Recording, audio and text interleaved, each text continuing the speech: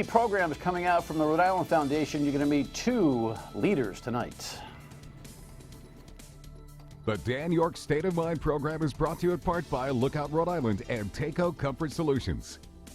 Actually, two award winners and its leader from the Rhode Island Foundation, Neil Steinberg, is with us, and you'll meet him momentarily here to kind of lay out what has happened here with this Rhode Island Foundation latest set of awards. Some fascinating stuff going to be done in the community. Great to have you in. Thanks for tuning in on this Wednesday evening. Let's hustle to the rundown and see what's going on out there. Yeah, you know, we got a real battle between the branches of government here, don't we? Headline: yet another judge has decided to get in the middle of this sanctuary city argument. Here's an update from CBS. The White House is pushing back against a federal judge's ruling that the Trump administration's plan to cut funding to sanctuary cities is likely unconstitutional. This is why we have courts, to halt the overreach of a president and attorney general who either don't understand the Constitution or choose to ignore it. The president called the ruling ridiculous on Twitter this morning and said he will take the fight to the Supreme Court. Thank you, President. The decision comes as President Trump approaches his 100th day in office. The latest CBS News poll shows 41% approve of the president's job performance. That's the lowest rating of a U.S. president at the 100-day mark in the 40-year history of the CBS News poll. Doesn't matter, because the base is 96% with their decision. So it just doesn't matter at this point. The Providence aspect of the sanctuary city thing is fascinating. A headline here from WPRI.com. Under the Trump administration definition, Providence is not a sanctuary city. Of course, Mayor Elorza does everything he can to foster the concept that it is. And what he's suggesting, and you know, it makes reasonable sense that he doesn't want undocumented immigrants being, you know, yanked out of the system simply for a traffic stop. We're going to bristle, and we're certainly going to resist any suggestion that we transfer or shift those resources and that focus to folks that forgot to put a turn signal on, or perhaps didn't fully stop at a stop sign. But the truth of the matter is that Jorge Elorza has just hyperbolized this protection of illegal immigrants in the city simply for political purposes. And this Community Safety Act that they're working on, which we're going to get into, we're going to do that tomorrow night. Are we working on that, Lexi? We're going to take a look at that ridiculous concept in the city that really hamstrings the police in a way that's unnecessary. Nobody wants to see profiling, but what they're doing, we'll get into it. The Flynn investigation is just too much. This Rhode Island native is just in the soup. Headline: yeah, okay. Have you followed all this? Well, there's some details and nuances that are kind of new. Several big announcements coming from Congress today as lawmakers continue investigating Russia's interference in the U.S. presidential election. Senior members of the House Oversight Committee from both parties now say Michael Flynn, President Trump's first national security advisor, allegedly broke the law when he received payments from the Russian and Turkish governments in exchange for lobbying on their behalf. As a former military officer, you simply cannot take money from Russia, Turkey, or anybody else. The lawmakers say Flynn did not disclose or ask permission when the payments were made, and the money should be returned. They also say the White House has been stonewalling investigators by withholding documents related to Flynn's vetting and national security clearance. The White House has refused to provide this committee with a single piece of paper, and that's simply unacceptable. Meanwhile, a separate investigation continues in the Senate with former Attorney General Sally Yates and former National Intelligence Director James Clapper set to testify about the unmasking of U.S. citizens by the Obama administration as part of the Russia probe. I want to know, did Susan Rice and Ben Rhodes politicize intelligence? The White House continues to focus on the unmasking allegations, dismissing the Russia investigation as a political witch hunt. To ask for every call or contact that a national security advisor made is pretty outlandish, if you will. I will tell you that all of this hullabaloo kind of, it rises and falls in the news cycle, but it'll be offset by what I'm sure was announced earlier today. Now remember, we record the program early in the afternoon, and by the time you see it, sometimes we miss some of the contemporary stuff. Tax cuts coming from the Trump administration, at least proposals, and Paul Ryan, the House Speaker, kind of doubling down on that. Really fascinating. 35 to 15% on the corporate side. My LLC would benefit from that. I don't know that America will. We'll have to talk about that. In Pawtucket, all right, how about this little tidbit? And that's what it is, another tidbit. The Park of Pawtucket planned as year-round venue. I am just so perplexed over what the Paw Sox are doing here. They keep feeding out these little pretty pictures and concepts as if this was a new market. All of a sudden developing an appetite for people saying, wow, lions and tigers and bears, oh my, this would be great to have a program like this. We are post 38 studios. We have a General Assembly that is afraid to spend taxpayer $1 on public-private partnerships. We have a broken project from last year when they tried to shove it down the city of Providence's throat and the taxpayers as well. I'm bullish on this. I'd like to see an apex site. I'd love to see something that works. But unless and until, and they're weeks late in doing this, they say we're going to pony up 50, 60, 70% of the equity in this project, so relax, and all we'll need is a bond that's got cash flow and protection. Unless they do that conceptually, they are sowing the seeds of discontent, and the General Assembly will puke on itself and not pass this thing. I don't know what else to tell the Paw Sox. I've been telling them every single day. I mean, I hate to say such a fine organization is a game that can't shoot straight, but it's getting close. All right, 38 studios here. Again, Judge Gaffney was reviewing, headline here in terms of the whole process. And of course, I remind you what the governor's stance is on the disclosure of grand jury files. At the end of the day, it's going to be the court that decides. I'm on the side of transparency, and I'm going to go to the court and say, let's release everything. It's like a American League, National League playoff. Transparency and the governor. Of course, that's semi-phony because she's so late and tardy in an independent investigation. And grand jury protection and the attorney general, and he's a complete phony on just about everything. We'll see. Judge Gaffney's got a heck of a historic decision to make. We need to see some of that information. We need to see it 3 years ago. All right, that's enough of me opining. Guess what? There's some really cool stuff. I'm sure CEO Steinberg's all excited about commenting on all that. Let me see. Although I can get opinions out of this guy. He's not the typical, how would you say, wine and cheese fundraising diplomat. You get in the weeds every once in a while. Coca-Cola chips, not wine and cheese. Good to see you, Neil. Good to see you. You've got a Innovation Fellowship program here. Give me a couple of minutes on it, because we're going to meet two program winners. They're kind of the stars of the show, all due respect to you, but this is an annual thing that you guys do. Right. Talk to me about it. Sure, and they are the stars of the show. So this is the 6th year that we've done this program, and a little over 6 years ago, some well-known philanthropists, local philanthropists, very generous in the state of Rhode Island, John and Letitia Carter, came to us, and they had this wonderful idea about supporting people who are in Rhode Island, from Rhode Island, to help improve life in Rhode Island. It was very general, and they were willing to put up the funding to do this. So we've been giving out these Rhode Island Innovation Fellowship Awards. Generally, it's to 2 winners each year.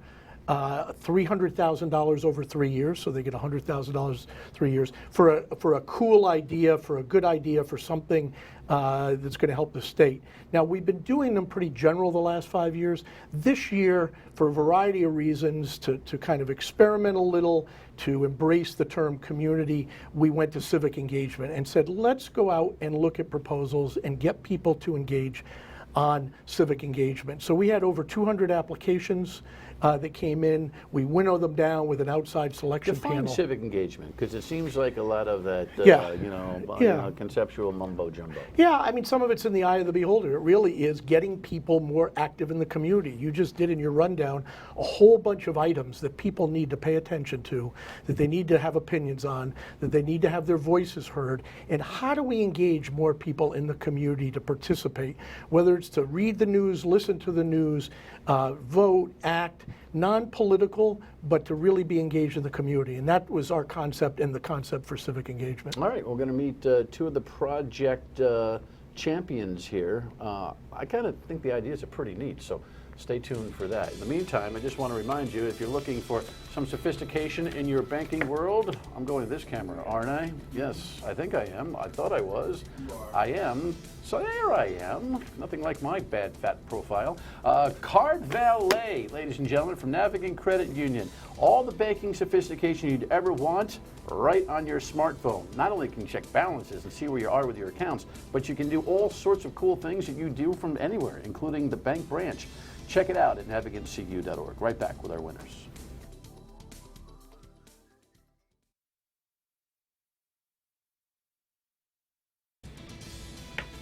By the way, Mr. Steinberg doesn't like wine and doesn't drink wine and doesn't like cheese. I just wanted you to, wasn't that what he said? I gotta cover that. Is that right, Neil? That's right. Ditra, welcome. Thank you. Congratulations on your, what? Fellowship, I guess? Scholarship? Yes. Both. Fellowship. Fellowship. Yeah. You're not gonna run to the hills with 300 grand, are you? Not at all. All right, well, that's a big chunk of change. It is. What are you gonna use it for? To focus on building a network of young women of color, to help them really focus in on their leadership, to engage their communities, think about change, seeing things that are impacting them in their community. That's a broad. That's a broad concept. So dig in and tell me what you think, for lack of a better term, the nugget was that earned you this this award. I think part of the nugget was being born and raised here, understanding what it's like growing up in Providence. I think the nugget was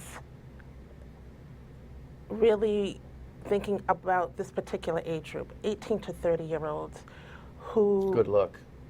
Who I don't haven't care if been they're black, white, investing purple, or orange. They're a tough crowd to figure They out. are. These millennials. They are. Very horizontal, not very vertical. A lot of stimulation, not deep thinkers. That's my take. Yeah. But I didn't win the award. What's your take? Well, what I did was interview about 50 young women to really hear what they had to say and what they are thinking, and it's a lot different. Meaning? That they want to be engaged, they don't know where to go, there haven't been a lot of spaces. They talked a lot about needs that they find themselves and others like them have, the importance of childcare, and how can I do something about it because I can't afford it on my own. I'm always looking at unemployment. Underemployment has been a big thing for them too. One young woman telling me her story about, it's a great job I have, not enough hours, only 2-3 days out of the week is full time, no benefits. Wants to figure out what else can I be doing to improve myself and things for other folks like me. And so I want to figure out, how do you support that? How do you help people think about that? How do you help find solutions? Do you have the answers that you're trying to prove, you're in an investigation mode?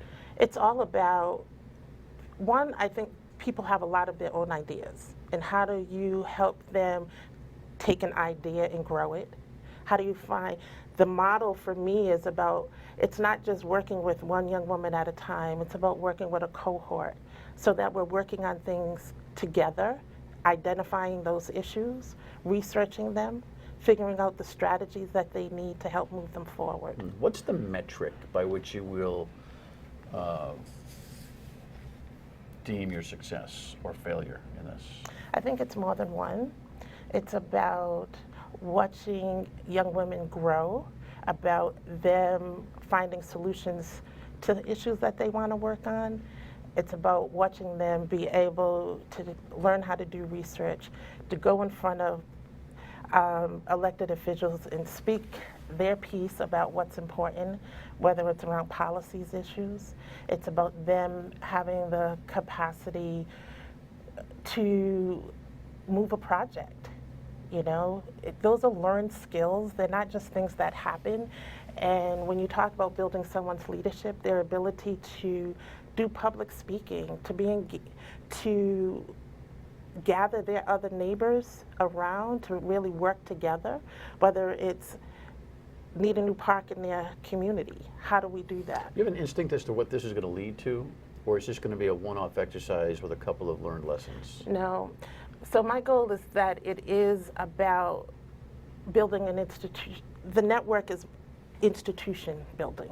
It's about ongoing development. So you're given $300,000. For me, that's about how do I invest in building something with them.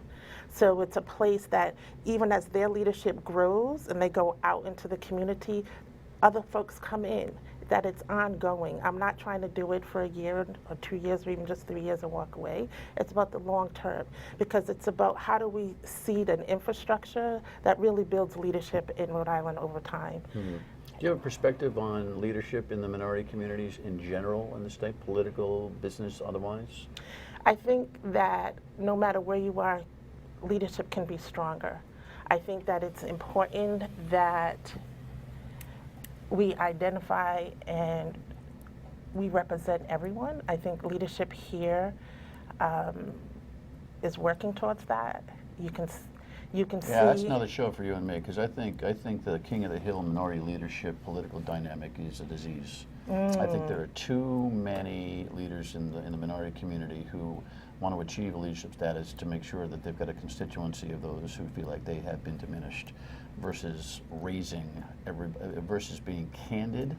Listen, minority leadership gets to a place where they're part of the game, and they like to sustain themselves as part of the game, as opposed to doing some good work and being candid with the constituency about what they need to do to help themselves. Well, I think that's when and you're not I don't think you can respond to that in a minute, but go ahead and try. I think that's leadership that's not being accountable to its constituency, and the leadership that we're going to grow is about being accountable to ourselves and our community. And that's because we're starting from that place. And my hope would be that in what we believe as leadership isn't just about one, it's about a collective movement. Well, as you bring some of these young, listen, we love the young people. We love the women's issues here, because they don't give enough attention. Yes. Will you bring some of the players through as you Of go course over the course of the 3-year project? Yes.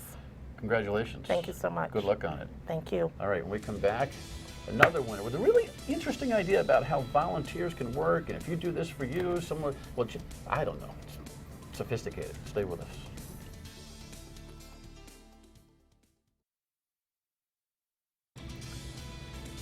All right, now this is an interesting. Not that the last one wasn't. The social aspect of Ditra's project is, I think, fascinating, and I'd like to keep track on that. By the way, both of these program winners, and I don't mean to talk away from you, Donna, the information will be on our website at foxprovidence.com. You know, contacts, that, all the stuff in terms of the community interaction. Congratulations on your award. Thank you. You got this really kind of high-tech-ish, innovative idea on how to do like a volunteer exchange. It is. So what is it? The genesis of my idea was that I had set up back in 1992 a volunteer service credit bank to provide home care services for the elderly. Say that slowly. A volunteer service credit bank.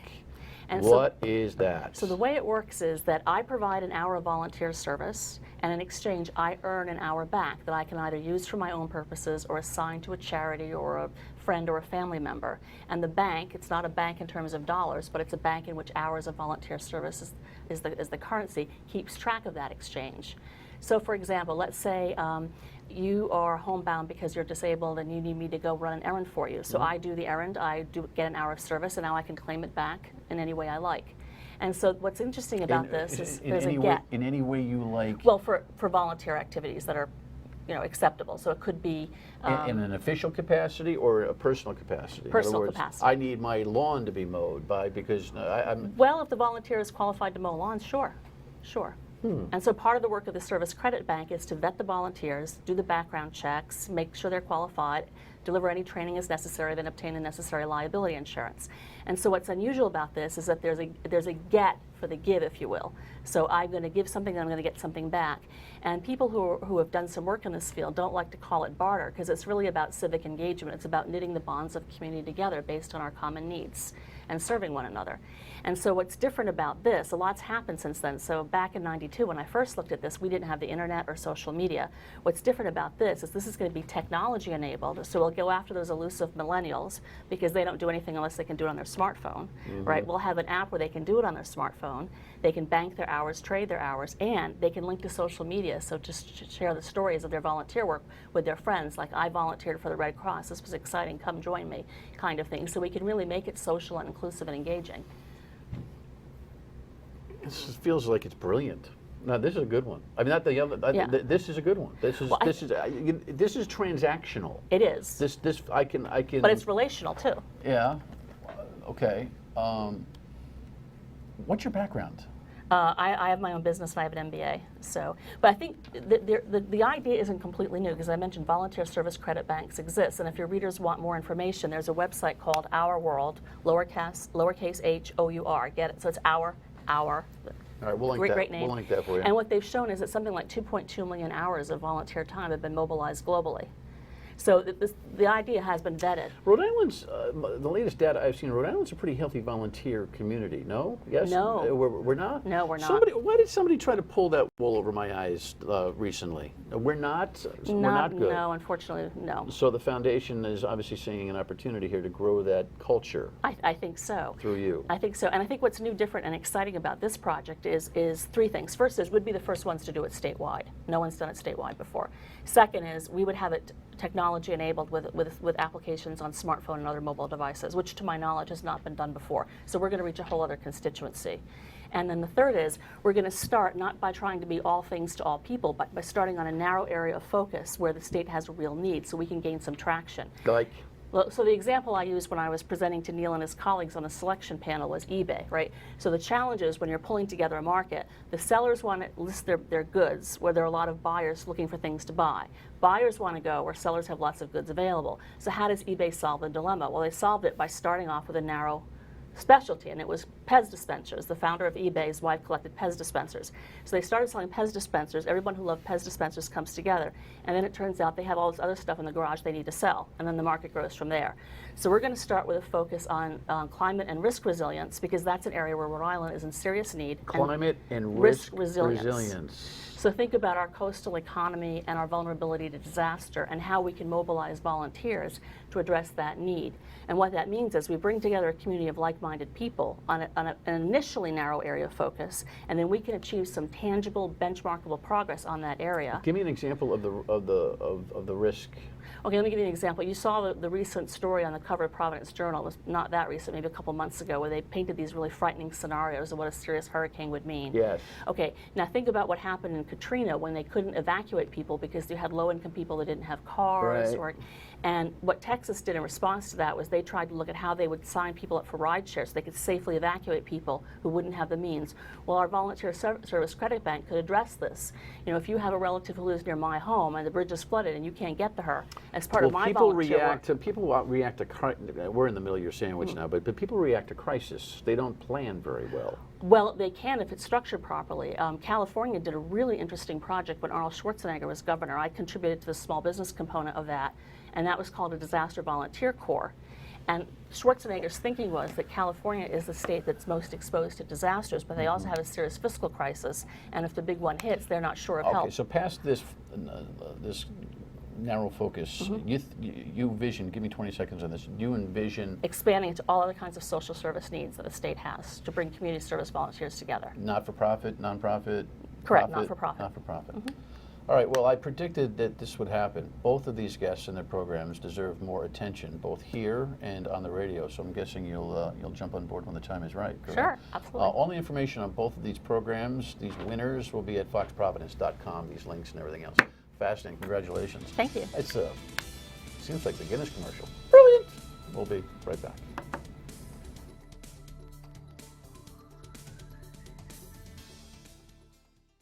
I was wrong. 41 is our rank in Rhode Island here on volunteerism. 41 out of 50 states in the country. Great projects. We'll keep tabs on that. The Community Safety Act will be our focus on tomorrow night's show, and we'll see you on the radio at 3 on WPRO. Thanks for watching. Good night.